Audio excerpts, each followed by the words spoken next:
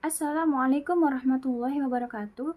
Alhamdulillahirabbil alamin. Wabihi nasta'in ala umurid dunya waddin. Wassalatu wassalamu ala asrofil mursalin wa ala alihi wa sahbihi ajmain. Amma ba'd. Segala puji bagi Allah Subhanahu wa taala yang begitu banyak memberikan kita kenikmatan, terutama nikmat iman, Islam, dan nikmat yang tiada taranya, yaitu nikmat kesehatan. Salawat dan salam tak lupa pula kita curahkan kepada baginda Nabi Muhammad SAW, yang mana beliau telah menuntun kita dari zaman kegelapan atau zaman jahiliyah serta membawa kita ke jalan yang benar. Semoga kita mendapatkan syafaatnya di yaumul kelak nanti. Amin amin ya rabbal alamin. Sahabat-sahabat yang dimuliakan oleh Allah, pada kesempatan kali ini saya akan menyampaikan ceramah singkat saya mengenai moderasi beragama. Moderasi beragama merupakan isu yang cukup mencuat dan cukup hangat dibicarakan dalam dekade ini. Nah, sebelum kita membahas mengenai moderasi beragama, sebaiknya kita pahami dulu apa itu moderasi dan beragama.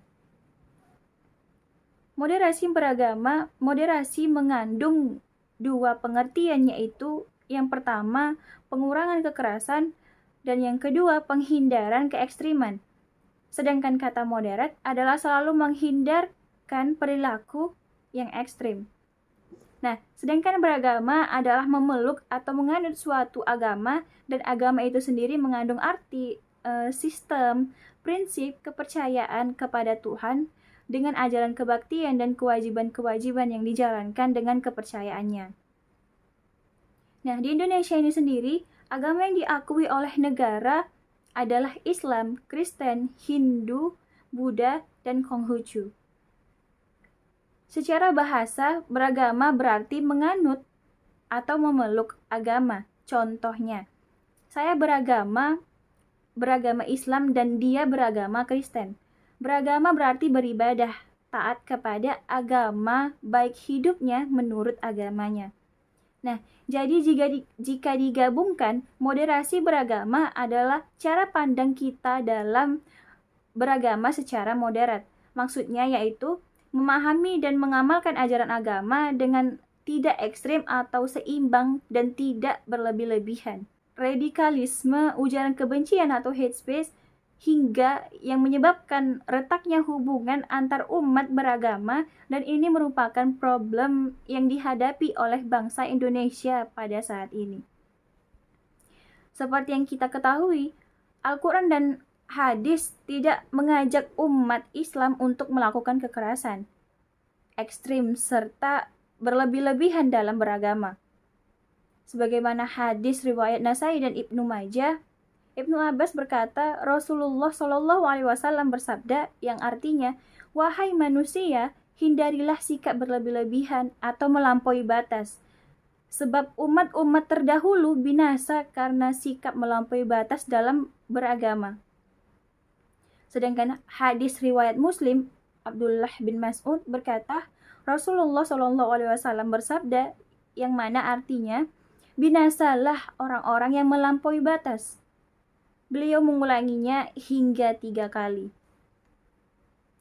Nah, moderasi beragama dalam Al-Quran dan hadis telah disepakati oleh para pemuka Islam bahwa keduanya merupakan sumber dan referensi utama dalam merujuk semua masalah yang dihadapi dalam semua lini kehidupan ini.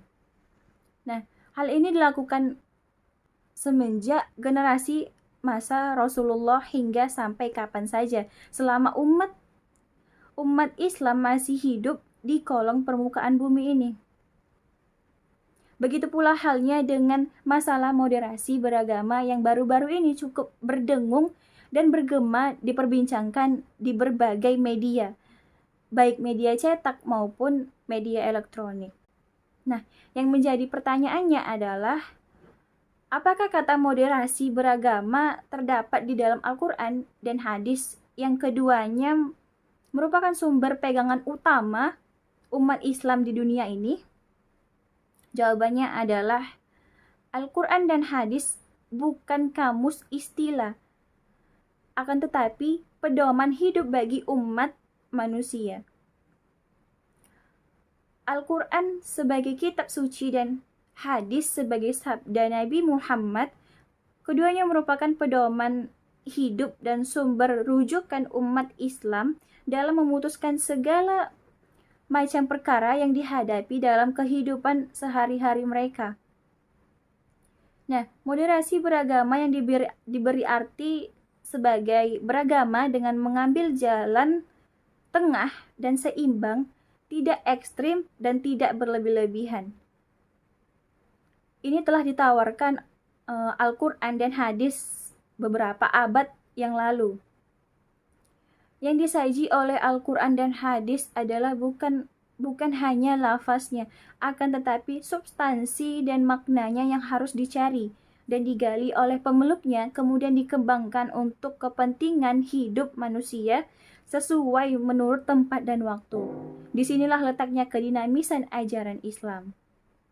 Padahal, kata yang bermakna moderasi beragama dalam Al-Quran dan hadis telah disejajarkan oleh pakar Islam dengan kata wasatan yang dalam istilah sekarang ini disebut dengan moderasi beragama.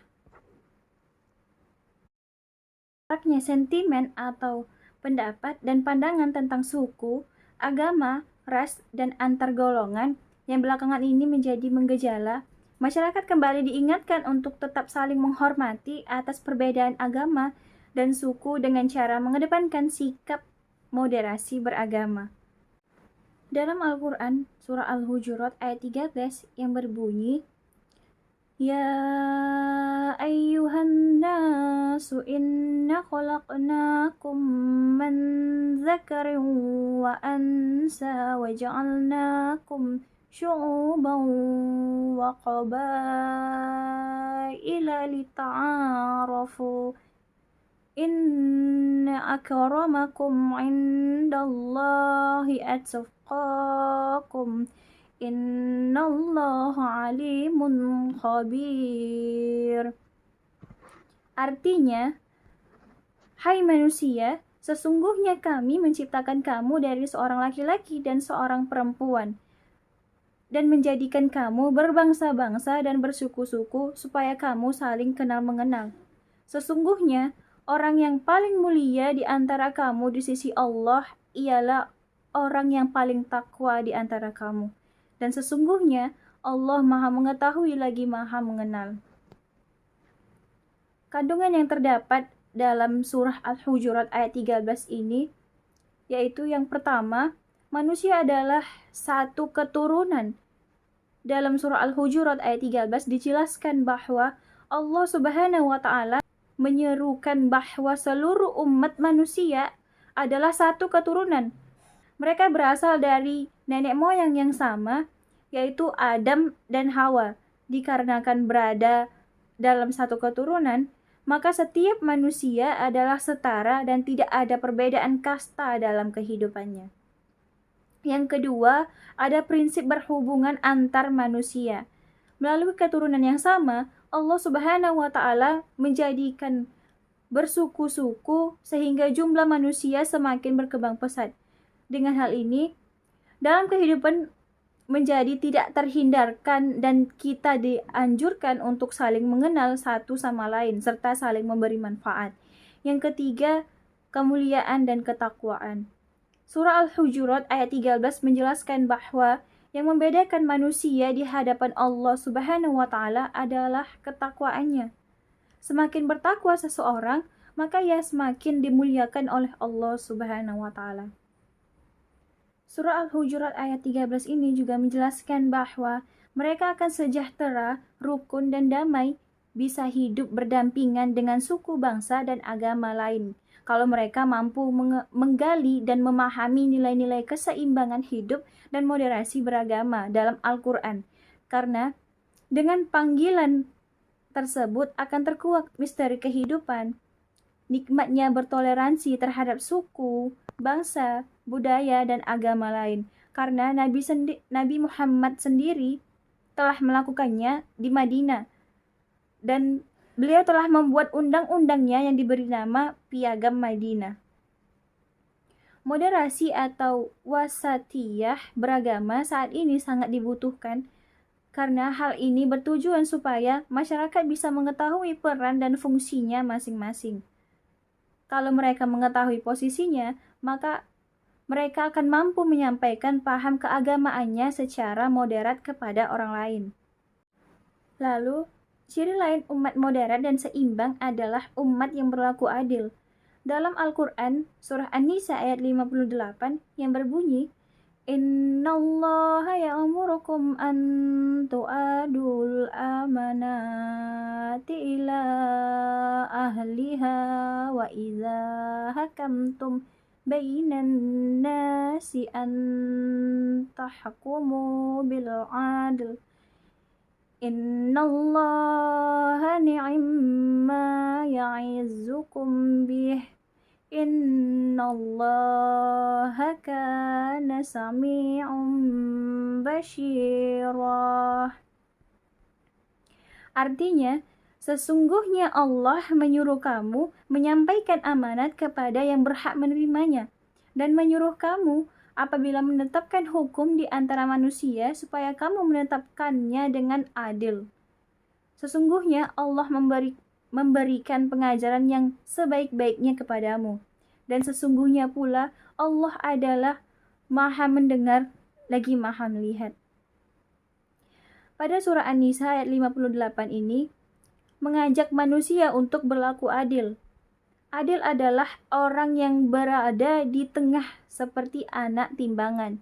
Yang terbaik adalah umat yang seimbang apabila berlaku adil dalam memutuskan perkara, meski yang diadili itu seorang bangsawan dan raja.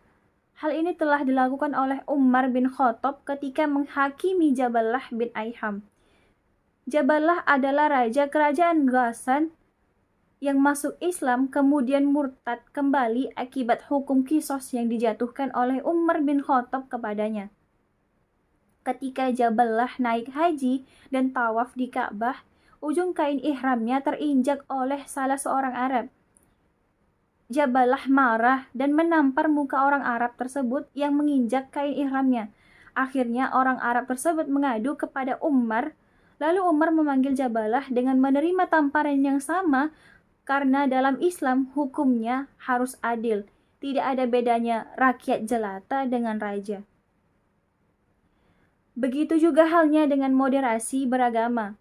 Dalam masyarakat plural telah ditata oleh Al-Quran tentangnya, masyarakat adalah sekelompok individu yang hidup bersama, bekerja sama untuk memperoleh kepentingan bersama, memiliki tatanan kehidupan, norma-norma, dan adat istiadat yang ditaati dalam lingkungannya.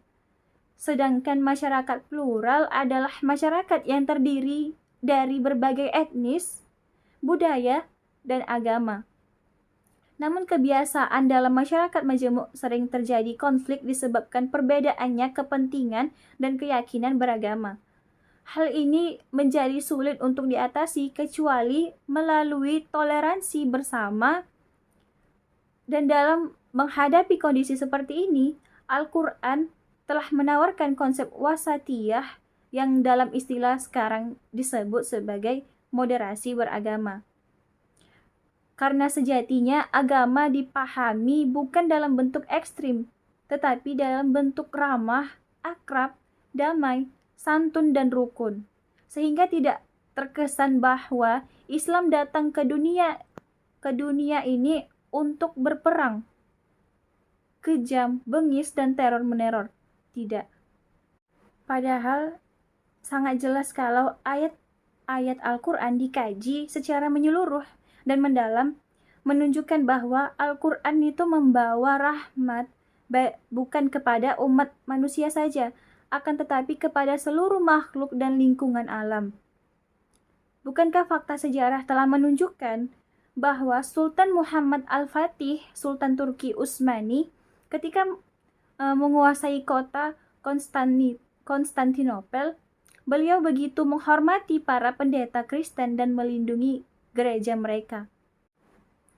Sepertinya hanya itu yang bisa saya sampaikan. Perihal apapun yang telah saya lontarkan dari ucapan saya, Kurang lebihnya saya mohon maaf yang sebesar-besarnya. Akhirul kalam, saya ucapkan terima kasih dan wassalamualaikum warahmatullahi wabarakatuh.